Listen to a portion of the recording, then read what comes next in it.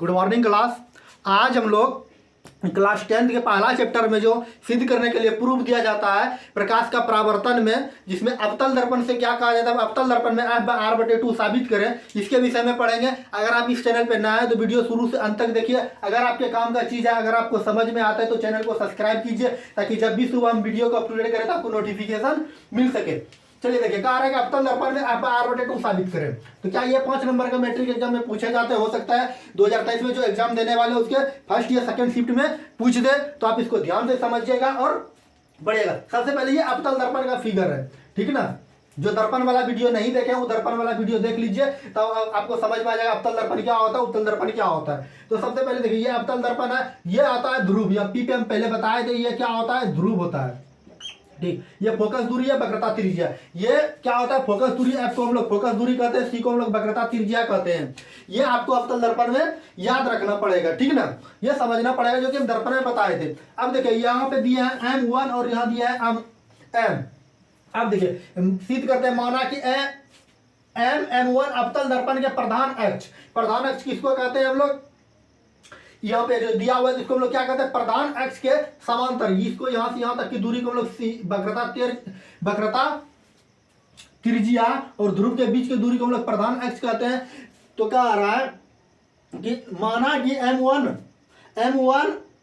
M1 अवतल दर्पण के प्रधान अक्ष के समांतर मतलब इसके सामने ए बी आपतित किरण है, मतलब प्रधान अक्ष के समांतर ए बी आपतित किरण है। जो इधर से किरण क्या हो रही है, आ रही, जो परावर्तन के बाद, मतलब परावर्तन का मतलब टकरा कर एक किरण कहाँ जा रही है, इधर सी पर चल जाती है, एक किरण एफ पर चल जाती है। तो वही लिखे, परावर्तन के बाद जो एफ बिंदु से होकर जाती है, तो परावर्तन के बाद कहाँ जा रही है, एफ बिंदु पर जा रही है। और हम फिर क्या किए, यहाँ पर जो एफ बिंदु पर जा रही है तो हम बी और सी को हम क्या कर दिए, मिला दिए। जब बी और सी को मिला दिए तो प्रकाश के परावर्तन के नियम से हम बताए थे कौन आई बराबर कौन आर, ठीक ना। अगर ए बी और सी पी, देखिए यहाँ ए बी दिया हुआ है, यहाँ ए और बी दिया हुआ है, और सी पी दोनों क्या है, समांतर है, जिसमें बी एक तिर्यक रेखा है, बी सी क्या दिया हुआ है, यहाँ पर बी सी एक तिर्यक रेखा मिलती है। तो कौन आई बराबर कौन 1, कौन आई बराबर क्या हो जाएगा हमारा, कौन 1 हो जाएगा। ये समीकरण सेकंड निकल गया।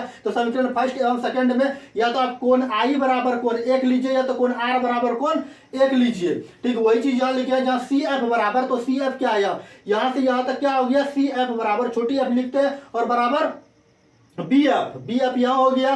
तो ये हमारा समीकरण थर्ड हो गया। यदि बी बिंदु पी के निकट हो, यदि बी बिंदु का पी के निकट हो तो बी एफ बराबर, तो क्या हो जाएगा, बी एफ बराबर, तो हमारा क्या हो जाएगा, पी एफ।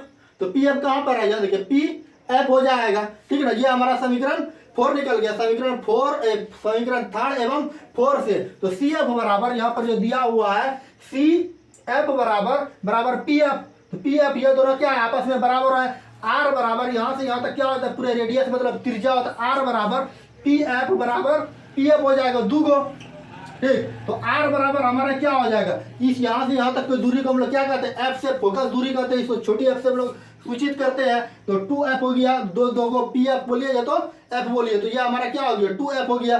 तो इधर से इन दोनों का संबंध गुना में इधर आ जाएगा तो भाग में बदल जाएगा, तो F बराबर क्या हो जाएगा, R/2। यही हमको साबित करना रहता है, परीक्षा में ये 5 नंबर का पूछे जाते हैं, ठीक ना।